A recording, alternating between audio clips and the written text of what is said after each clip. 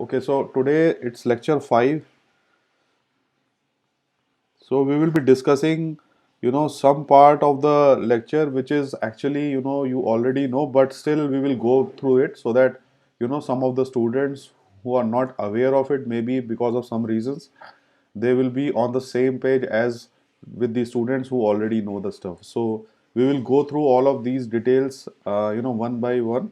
And I think 40-50% you will be already knowing it, but just keep patience and go through these concepts again so that something if you have missed earlier will be also recapped by, or maybe you can learn new things from this lecture. So today we will start with basically a common terminology which is used in circuit theory. So that is what is called as nodes. So this is the term which you will find extensively used in circuit theory, nodes, because we will be dealing with nodal analysis later. So somewhere down the line this term will be continuously will be coming to your notice when you will be going through these lectures. And then we have branch. So these are the two terms which are quite frequently used. So what are they? They are basically nothing but if you have a circuit like this, a very simple circuit I am drawing here. So let us say if I am drawing this circuit here, R1, R2, and then we have L1 and C1, and this is the voltage source. So basically node is nothing but it's a connection point between the two elements. So whatever that elements may be, can be R, can be L, can be C, or can be voltage source, or can be a current source. So if you consider that definition as the definition of the node, then what you will have is you will have a node here because we have a connection between the voltage source and the resistor. So this is one node. Another node will be this one, where you have a resistance and the inductance and the capacitor connected to the single point. So this is the second point or second node. And then the third one will be this one. This is the third node because the inductance and resistance is connected. And then you have a common node which we also called as a ground node, as I was already told you that selecting a ground node is irrespective. You can either take this as a ground node, or you can take this as a ground node, or as a this one as a ground node. So it's not a problem. The important thing is you have to take one of the reference as the ground node. So what we do is, like, if you find the number of incoming points which are more greater, so we take this as an convenience as a ground. So because there are number of connections which are coming here, right, into a single node, so what we call this as is a ground node.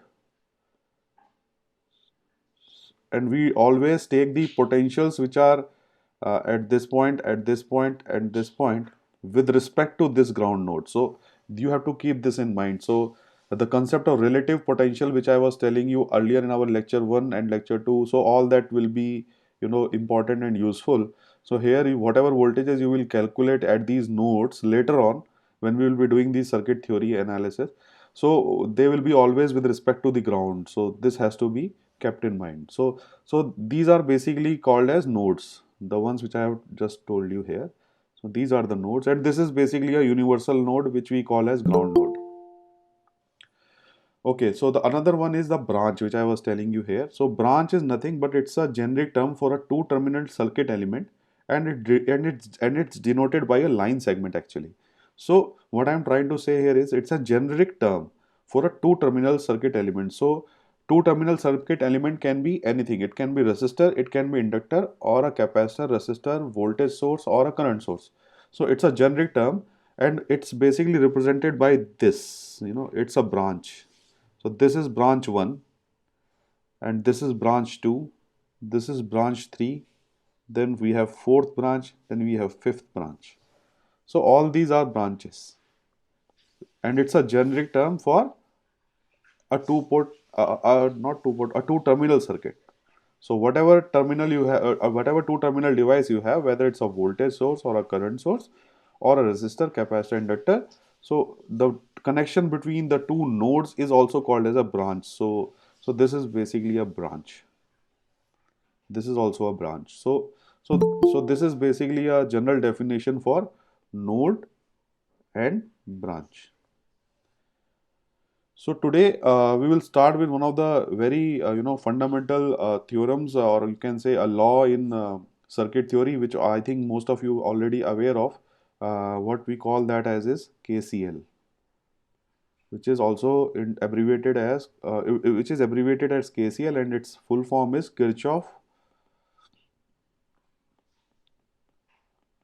current law. So this is abbreviated as KCL, and what basically it tries to say is that the algebraic sum of currents entering a node is actually equal to the algebraic sum of currents leaving the node. So now you can see here the term node is started to appear here. So this will continuously be appearing when we will be solving more numericals, and when we will be doing more theorems in this circuit theory. So this node is important. So you can see what it is trying to say is that the if you have a node in a circuit like this, then whatever currents which are going into this node, whatever amount of current, it doesn't matter, but any number of currents which are going into this node is actually equal to the currents which are actually leaving this node.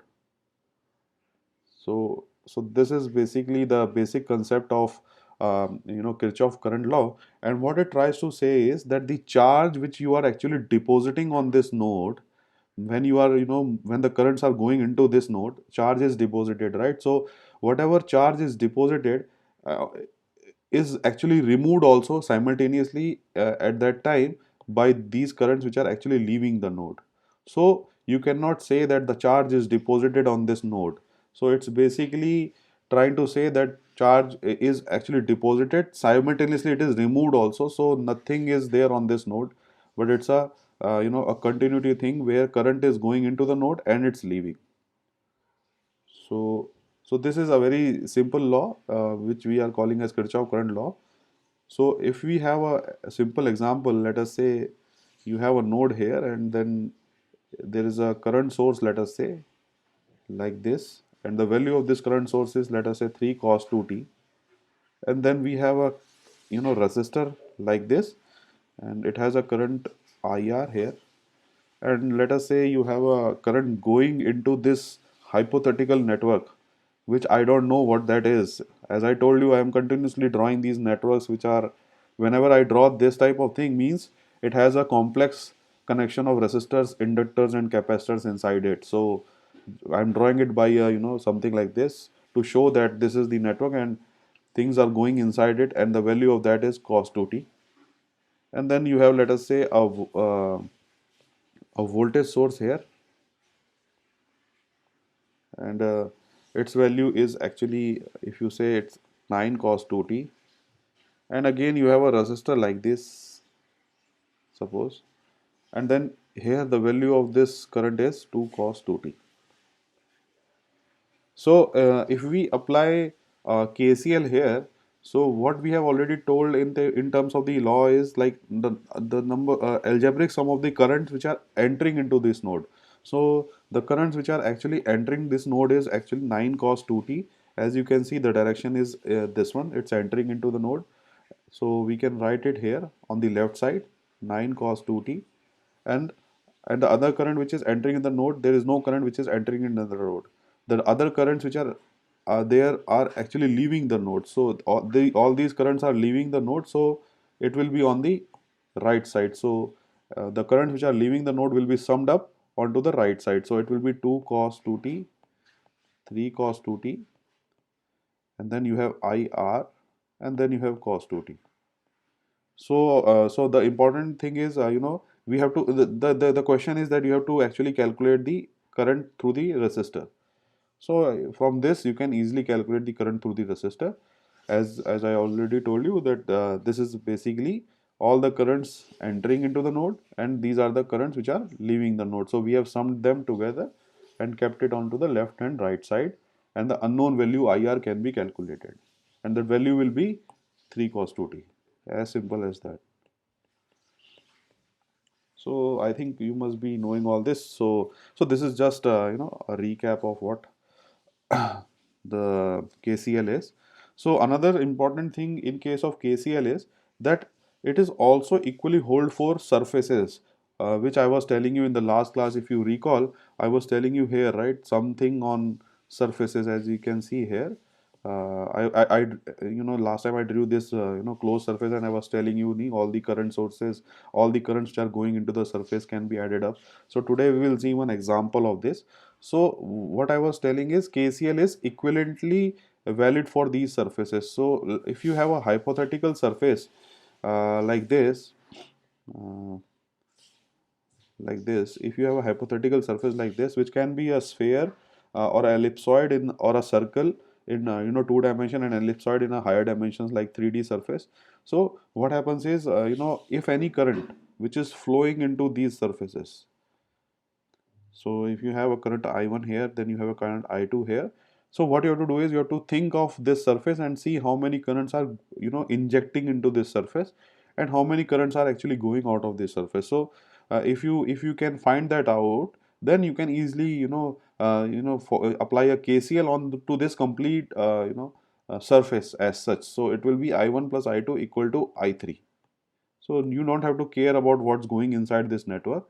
What you care is you have created a surface, and whatever currents are injecting into this surface, you actually add them up, and then that is equal to the currents actually leaving the circuit. So let's give you a one small example on this, which will further um, um, solidify your concept into what I am trying to say about this surface.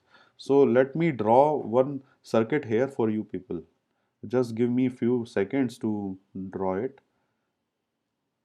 So let us say you have a 800 ohm resistance here, 250 ohms.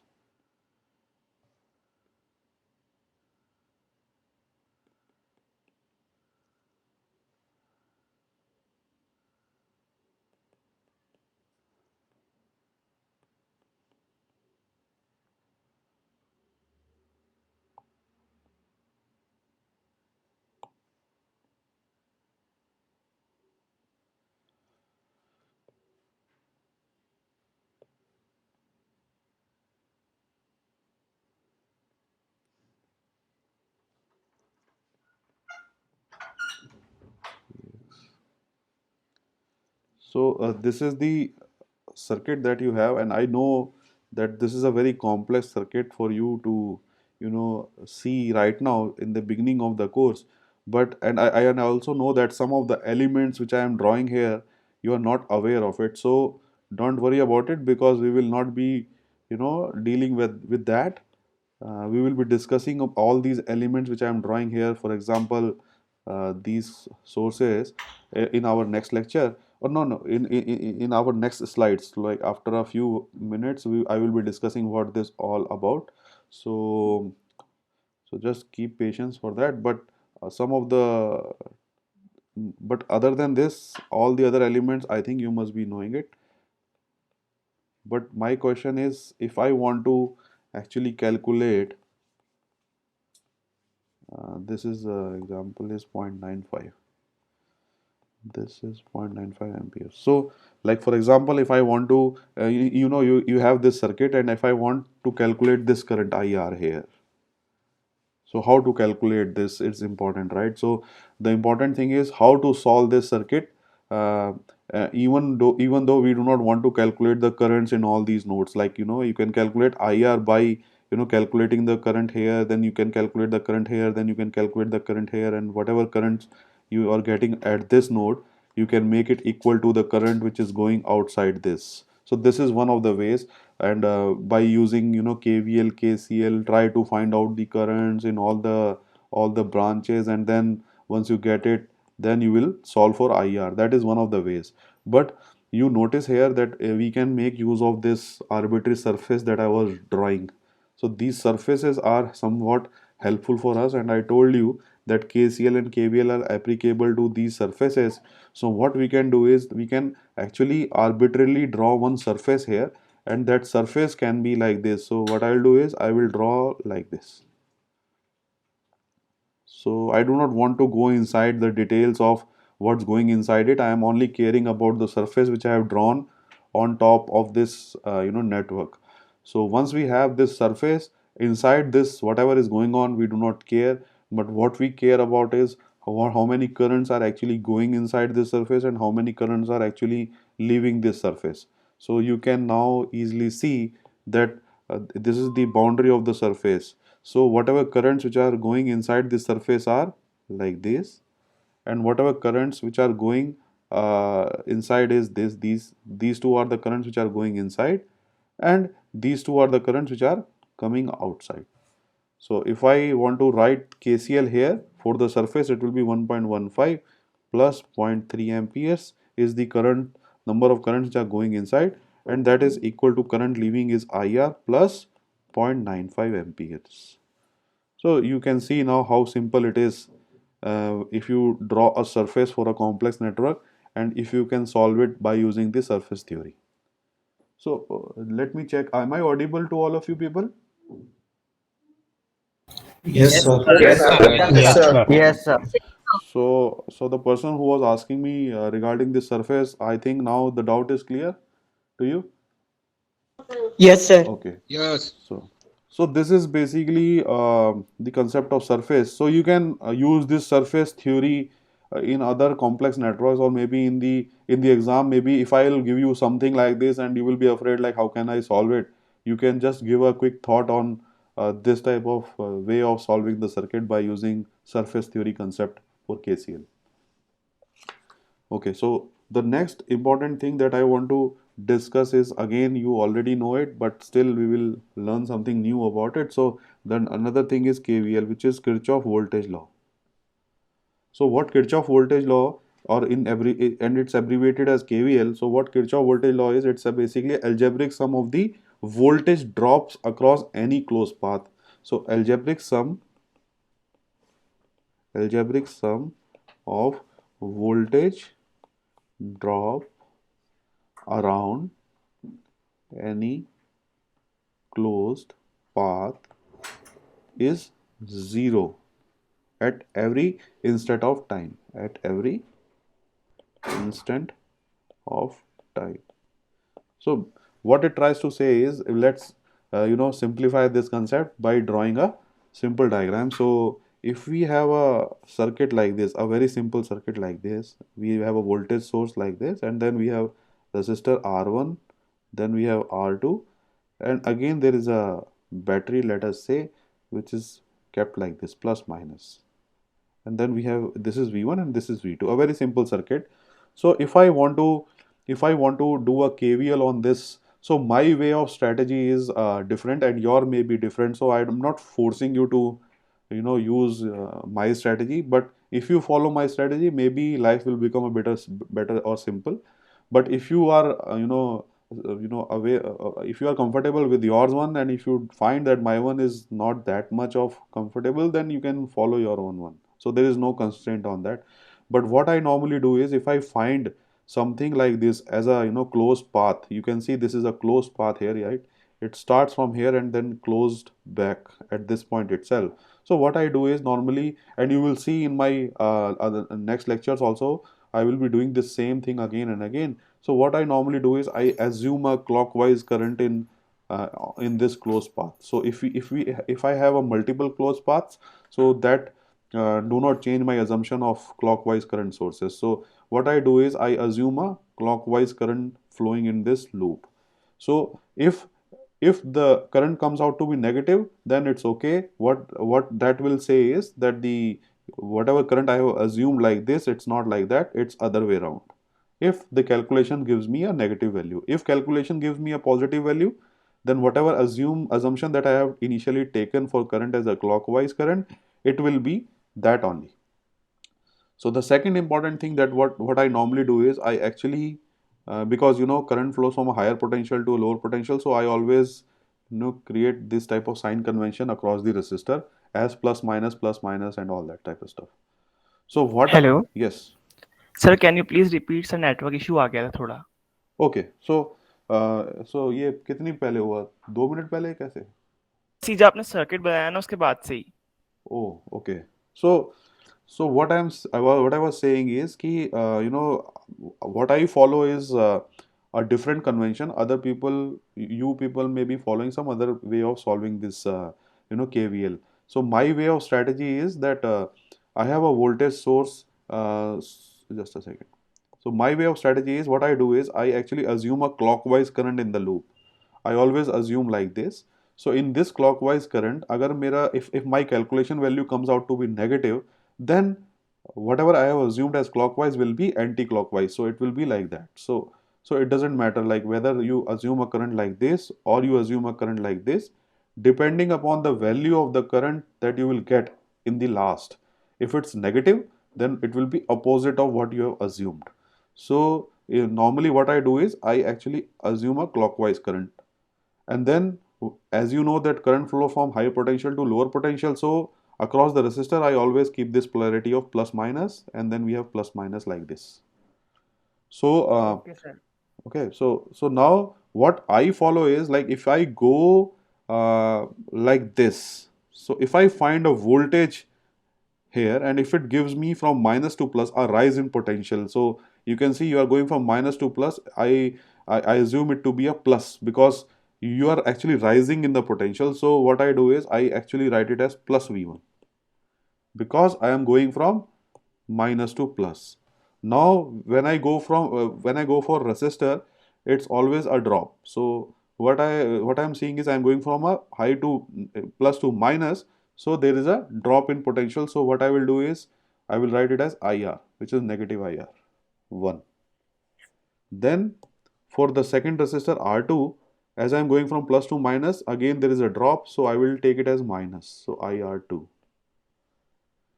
Now, when I am going from here to here, you can see there is a drop now. It's from plus to minus for the voltage source also. So what I will do is I will write it as minus V2, and that I equate it to 0. So this is what this KVL is saying. It's saying the voltage drop, sum of the voltage drop around any closed path is 0. So what we are doing, we are actually summing the accurate voltages as per their polarities, and then we are equating it to 0. So this is basically a KVL, and from here what you can do is you can calculate the current as V1 minus V2 divided by R1 plus R2. So this is the way which I normally follow, but you will find in books they will be doing some other way around. So I will explain that also so that there will be no confusion. So what they do is they actually follow a passive sign convention which we were discussing last time. So I hope you will be knowing that passive sign convention. So here you can see, as I told you, for this voltage source, the current is actually entering the negative side. So if the current is entering into the negative side, I told you it will be taken as negative. So here what they say is if the current is entering into the negative side, so it is actually negative V1, what they normally say in this format. And from for this part, it is plus because current is entering into the positive terminal. So the drop that they take around is plus I1 R1. And similarly for the R2 also it will be same. And then here you can see a current is actually flowing from positive. So it's as per the passive sign convention. So what we do is we take it as plus V2 equal to 0. So now you can see this particular equation is as per the passive sign convention. This one is as per the convention which I was using. So basically it's nothing but it's a negative of this. And you know this negative is actually equated to 0. So there is no point in putting this negative. So either of these two are okay. So you can follow either of these two conventions wherever you are comfortable with. But some in most of the books they actually follow this one. In most of the books they will follow this. But I am not comfortable with this. I just go by this one. Rise in potential, drop in potential equated to 0. I don't see all these passive sign theory and then do the negative and the positive. So it depends on your choice how you are actually formulating your KVL. So my voice is clear to all of you? Yes. Okay. Yes, sir. Okay. Yes, Yes, sir. sir. Yes, sir. Yes, sir. Okay, so this finishes off with KCL and KVL concept. So now we will go for some other elementary discussions which I think all of you are already aware of. Uh, they are actually called as series connections. So we have already discussed our R, L, and C elements earlier as an independent components. So what we now will be doing is we will be understanding the interaction of these elementary components into if they are connected with each other. So if you have a network, like here, which consists of multiple connections of the resistor, inductor, and capacitor in arbitrary sense, so it can be connected in in any way. So what important thing that I want to tell you here is that from where you are actually looking into this network. So this is very important. So we will clarify this further also with an example. But if these are the 2 points, entry points, this is actually, you can say, ground, and this is the potential node V1, and the current flowing into this as I1. So the important thing is we want to actually see the how this voltage and the current for this particular node of this network is related to each other. So if I am saying that how these voltage and currents are related to each other for this particular node, what I am trying to say is that I am trying to find out the R equivalent.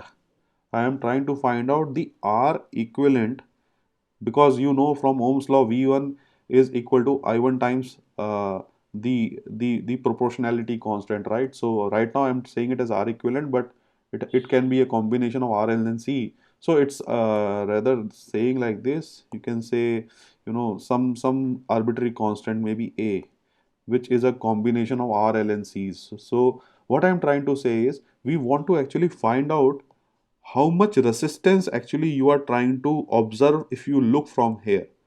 So if you are standing at this point and if you are observing this network, so we want to observe and we want to see like how much resistance this particular network is seeing. So this is a very important concept. So please make yourself comfortable with this, and I will be giving you examples on this later on. Do not worry about it. But the important thing is, whenever you see something like this as an arrow and something like this, so what they are trying to tell is that they want to know the effective resistance which is offered by this network, and this effective resistance will be related to the voltage and the current which is entering in this node. And note that this effective resistance will keep on changing depending upon which part of the circuit you are looking at. So for example, if you are looking from here and this is node 2, if you are looking from this side, with respect to ground, you will have a different resistance, Req2. And if you have a third node here, and if you are looking, and this is voltage V3 at this node, and if you are looking from this side, then you will have Req3. So please note this, that the equivalent resistance which you will see across this network from multiple different nodes will be different. So it will not be same. We will solve one example also later on, but I think you must be you will be you are getting the point that what I'm saying, that depending upon the position of the node, whether you are looking from this side, let me show it from here. So whether you are looking from this side or you are looking across these 2 points, or you are looking across these 2 points, so everything, the resistance offered by uh, these nodes will be different. So this has to be kept in mind. So the first Sir, yes. sir, but when it is asked are effective, so we have to calculate of the whole circuit, not without any respective to that two nodes. No, actually you have to calculate for the whole circuit, but you have to fix these two nodes. So you do not know whether, in between these two nodes, the resistance and the inductor are in series or parallel.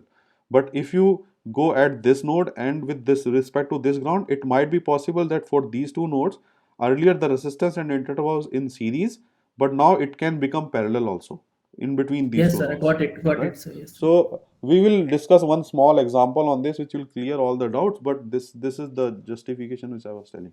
Okay, so we have one of the important things which you already know, I guess. So that is called as series connection. So what we have is all these elements which we have discussed earlier.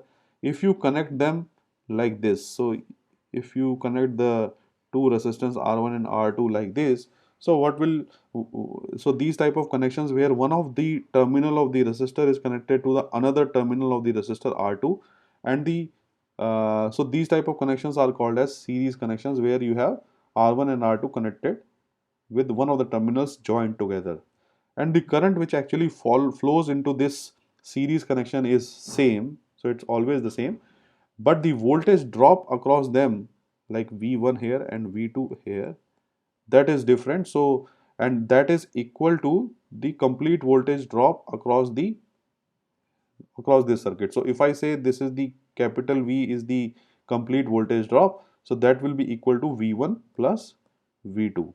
So you can go around and see, like, if you do a KVL here, then you can easily see that if this is the complete V, so that complete V is actually equal to a rise in potential V2 and again rise in potential V1. So that's why capital V, which is the voltage drop across the two, is equal to V1 plus V2.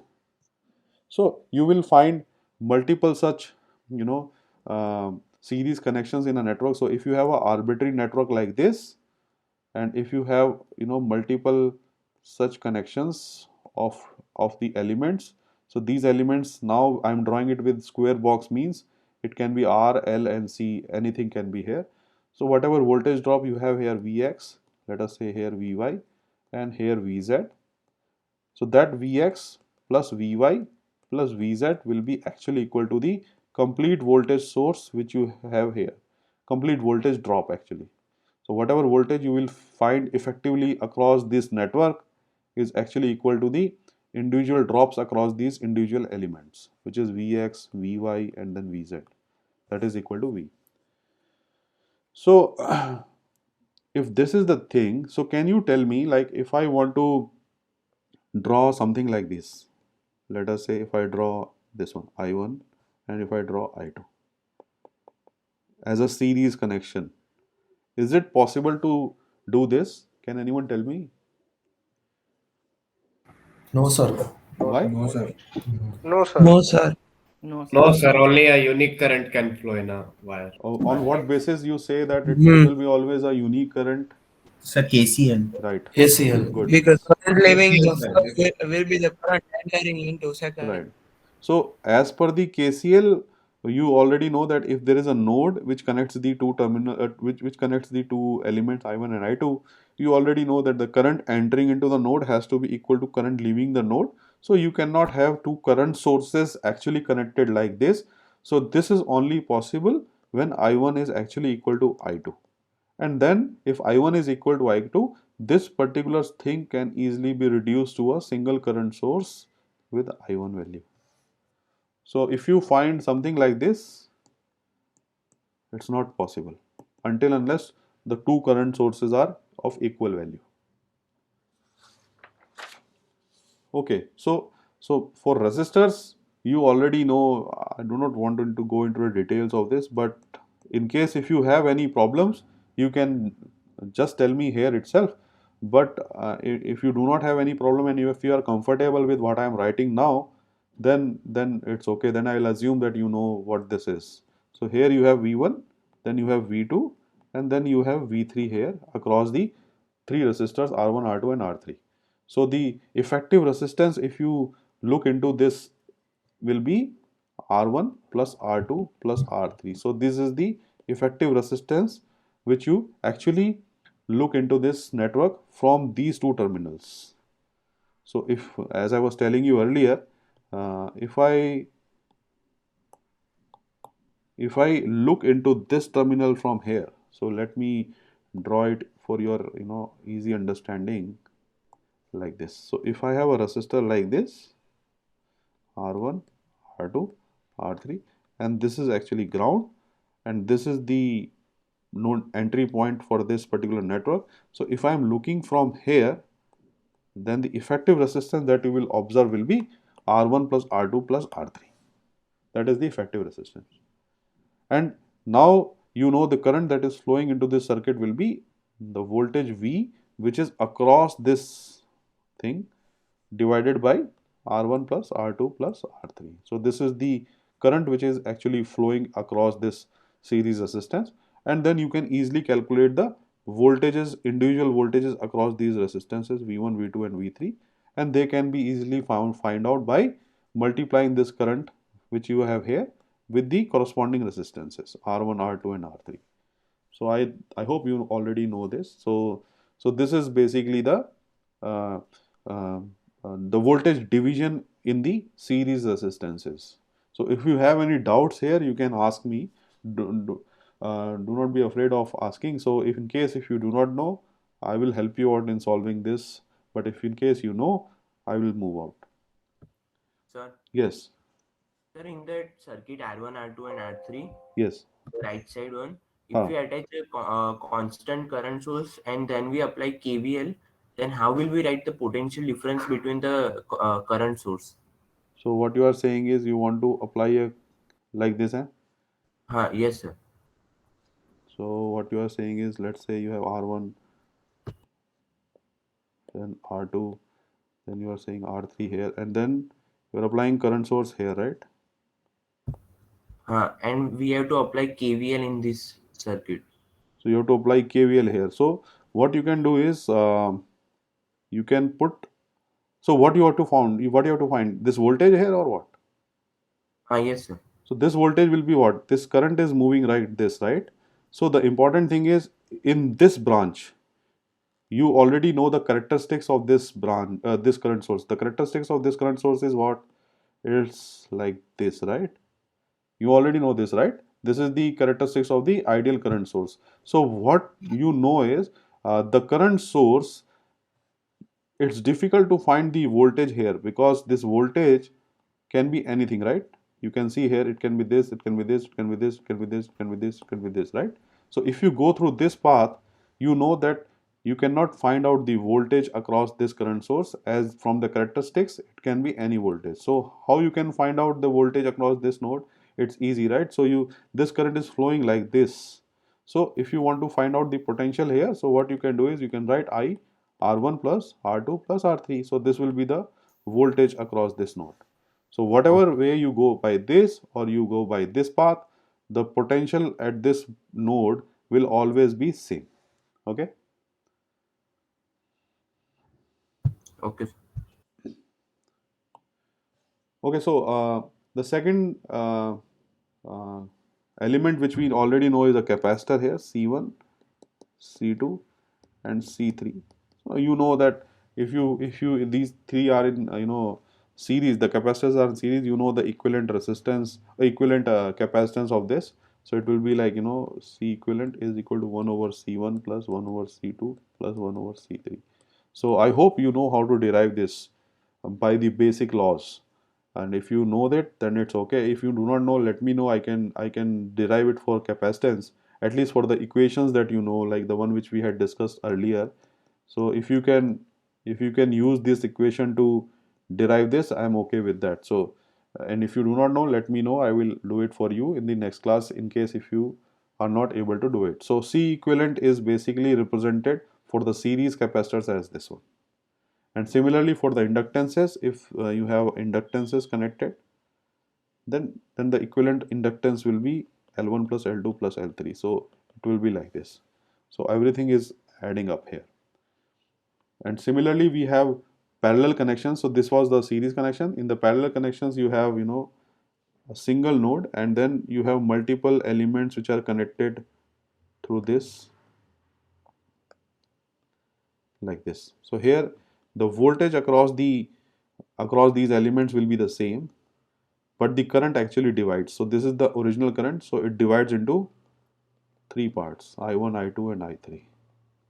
So in the earlier case, current was same and voltage was divided, but here the current is divided into multiple parts as I1, I2 and I3, because if you apply a KCL at this node, then I1 is a summation of I1 plus I2 plus I3, but the voltage across these elements will be same.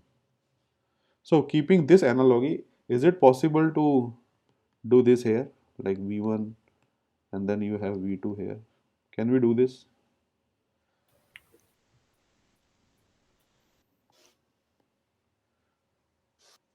Can we do this? No. No, sir. No, No, sir. Current source. No, sir. No, sir. Yeah, so as per this, we cannot do this because from KVL you already know that V1 will be equal to V2. So this is not possible.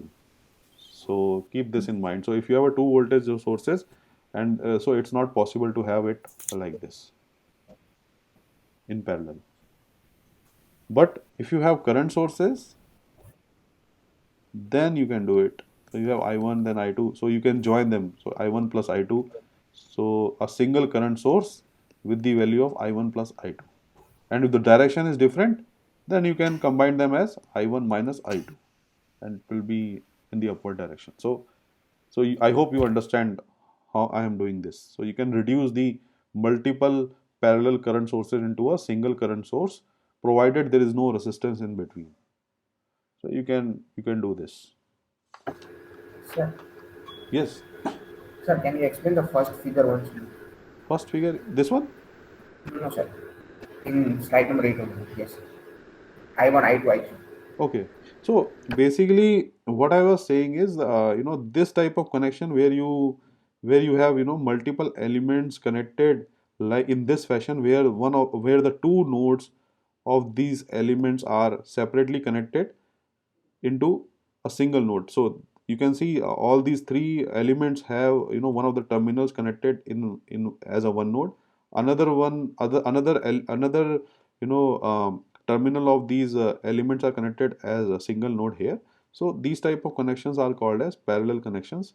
And in the important point to note in parallel connection is that the current which is going into this node here is actually equal to the currents which are distributed in these parallel branches, whereas the voltage will remain constant across all these elements. So you can see here now, whatever voltage you have here, the same voltage will be across these lines. So this voltage will be same across all these terminals. Sorry, V1, V1, V1. So all will have the same voltage. Okay.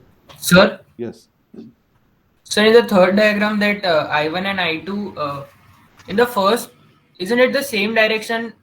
Like I1 and I2 are flowing in clockwise direction, so both will add up to I1 plus I2. In the first case, when both were pointing upwards, that time they were in different direction. No, just a second. I will draw it again to avoid confusion. So if you have I1 here, and if you have I1, I2 this side like this is equivalent to I1 plus I2. Okay. And now if you have I1 like this, and if you have a current like this, I2.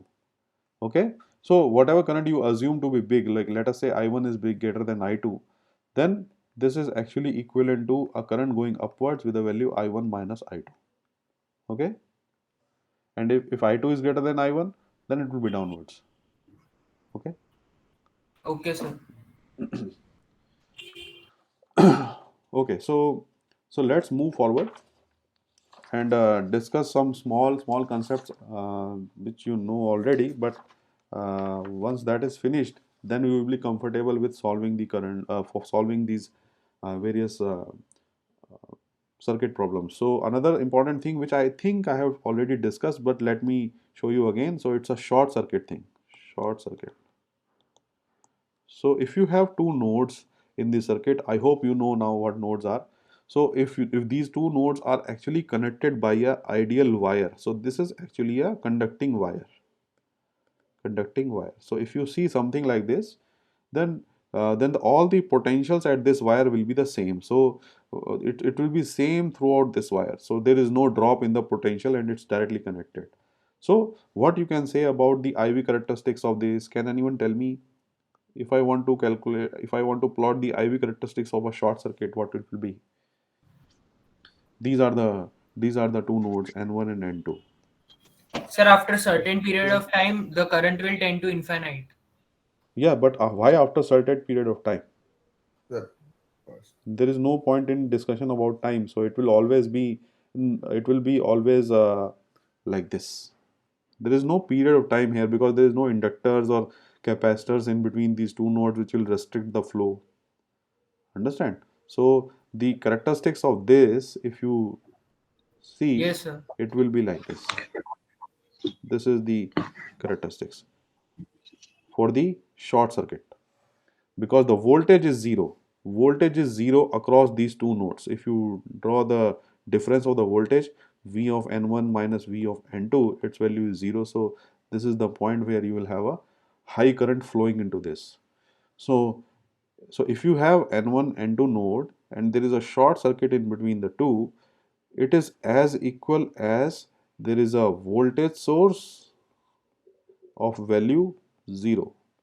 So if you put a voltage source of value 0 volts, this is actually equivalent to this, and this is as equivalent to as a resistor of value 0.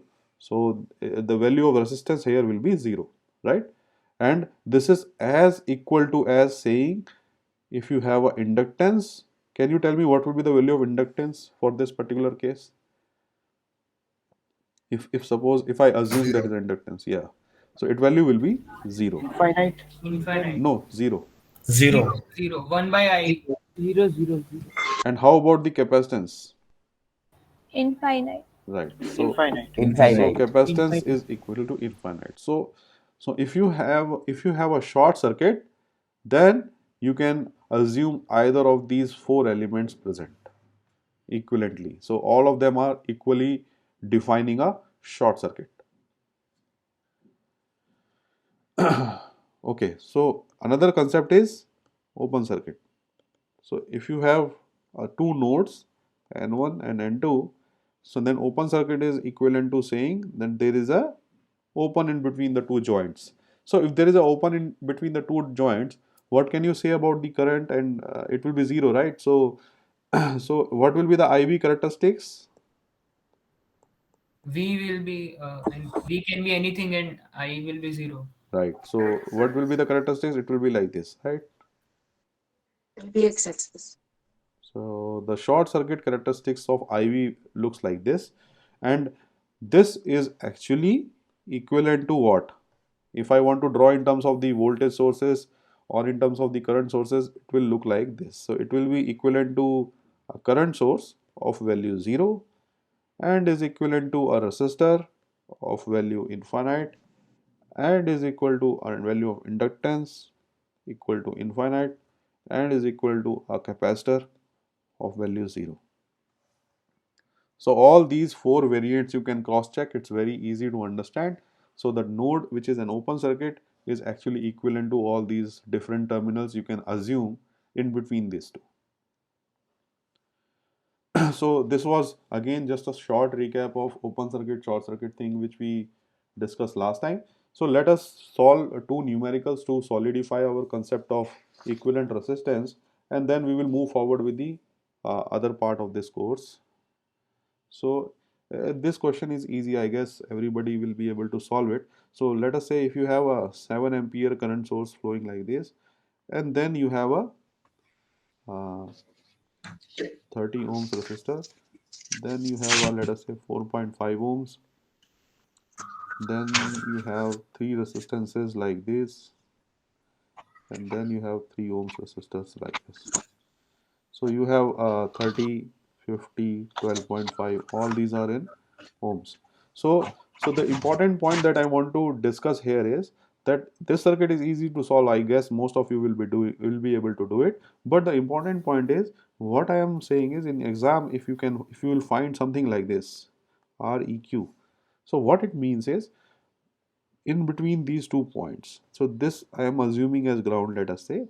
So in between these 2 points, if there is a potential voltage V1 and if the current is flowing into this as I1, so I want to find out the equivalent resistance offered by this network, which is actually equal to V1 by I1. So I hope everybody is comfortable with this convention which I am telling here. So what I am saying is I want to find out, if I am standing here, I want to see how much resistance is offered by this complete network. That is my main objective. So can you tell me what would be the answer? Like, these three are in parallel, right? I hope everybody can understand that these three are in parallel. Yes. So if you calculate the equivalent resistance of these three, whatever value that will come will be actually in series with the equivalent resistance here. So all these three will be in series then. This all three will be reduced to a single resistance, and then you have a 3 ohm resistance here, and then you have a 4.5 ohm resistance this side. So everything will be in series. So whatever value of this series will come, it will come out like this, right? And this will all be gone. This part will all be gone, and it will be replaced by a resistance here, which let us say is R. Then this R will be in parallel with 30 ohms, because you have a parallel resistance and this will not be there. And this you can calculate, I guess it's very easy, and the final value that you will get is 10 ohms here, right? And if I want to calculate V in now, let us say if I want to calculate V1, what will be the value then? Can anyone tell?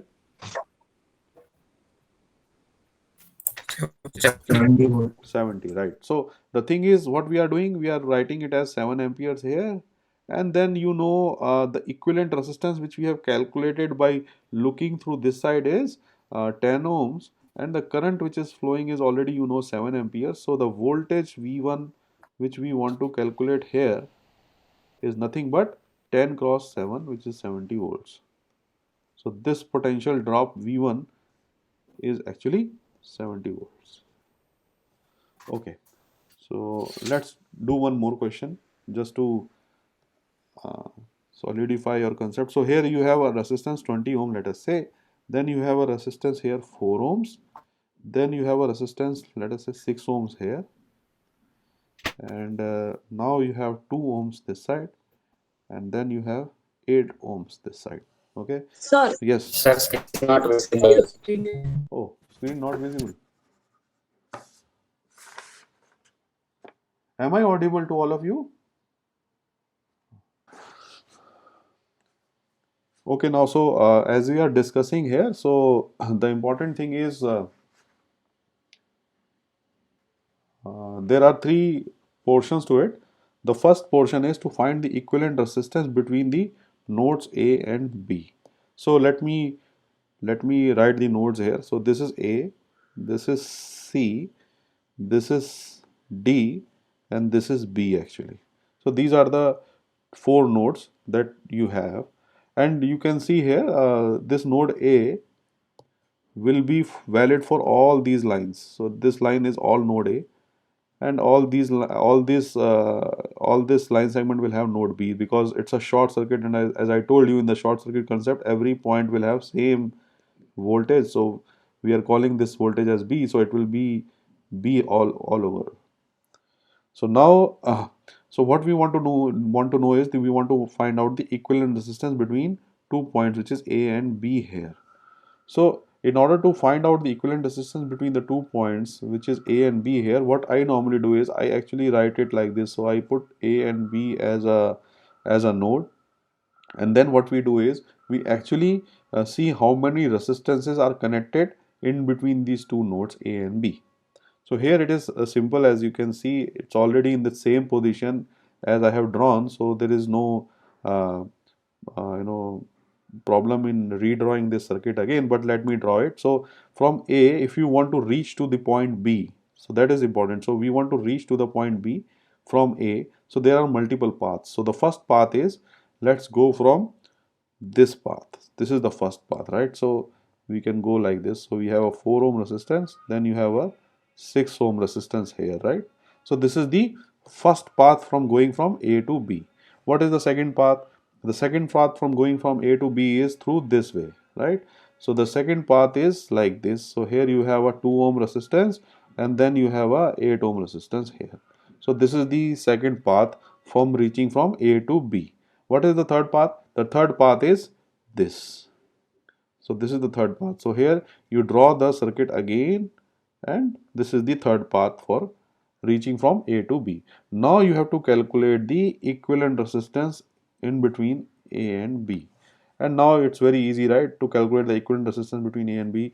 You already know that these two are in series, these two are in series. So once you calculate the value of this, its value is equal to 10 ohms. Its value will be equal to 10 ohms here, and this will be 10 ohms again. And then you know these two are in parallel, so you can calculate the effective resistance. So which effective resistance in parallel, and then with this effective resistance in parallel, you can again see that 20 ohm is parallel with this resistance. So you can calculate this value very easy, right?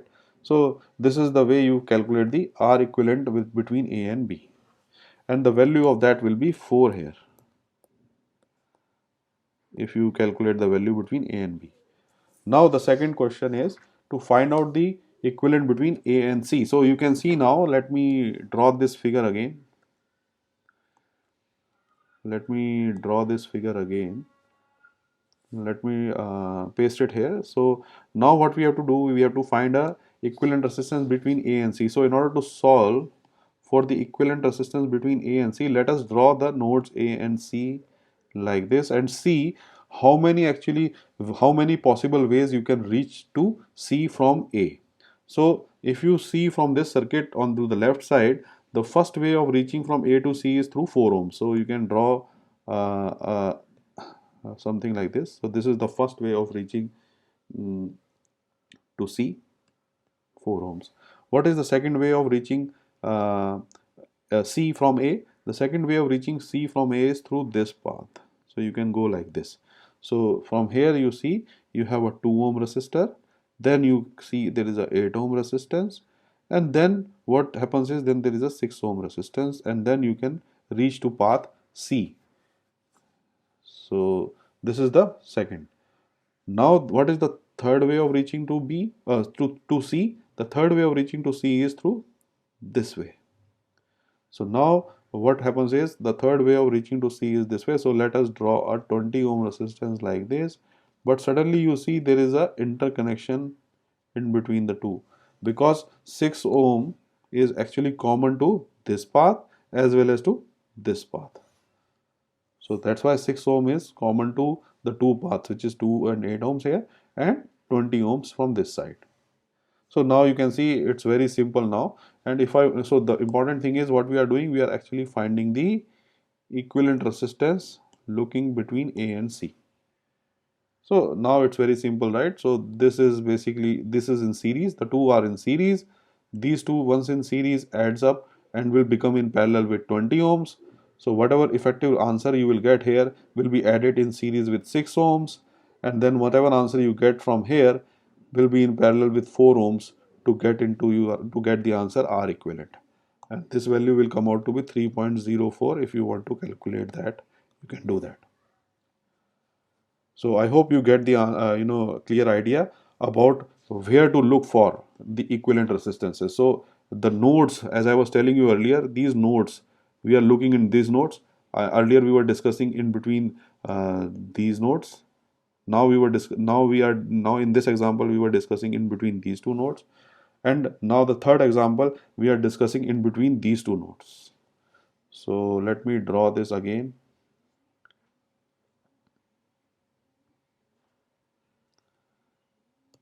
So if I again copy this and draw it here, now we want to calculate the equivalent resistance in between C and D. So if I want to calculate the equivalent resistance between C and D, no problem. So what we will do is, as I was telling you, draw the 2 points and see the various paths from which you can reach from C to D. So the first path that you can take to reach from C to D is through this path.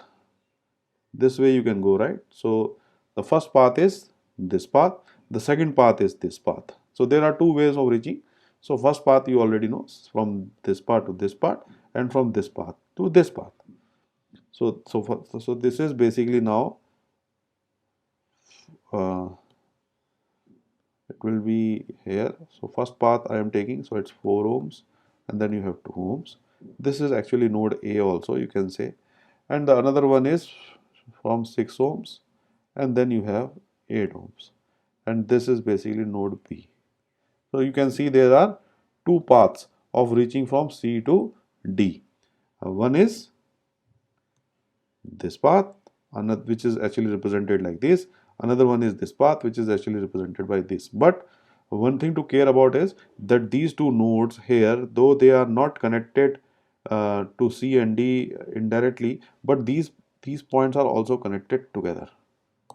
So you can say that, you know, this is also there, right? 20 ohms resistor.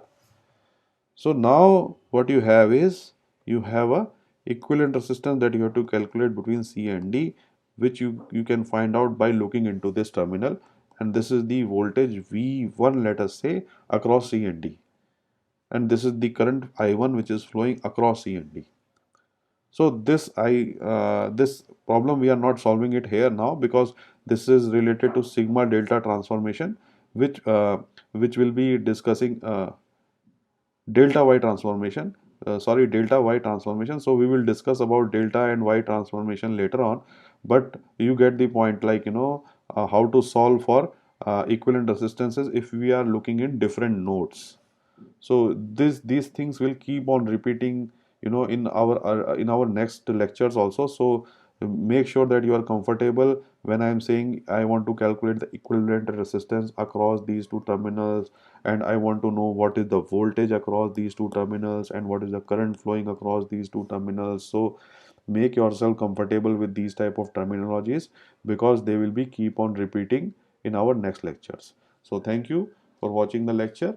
We will discuss more details about the circuit theory concept in our next class. Thank you.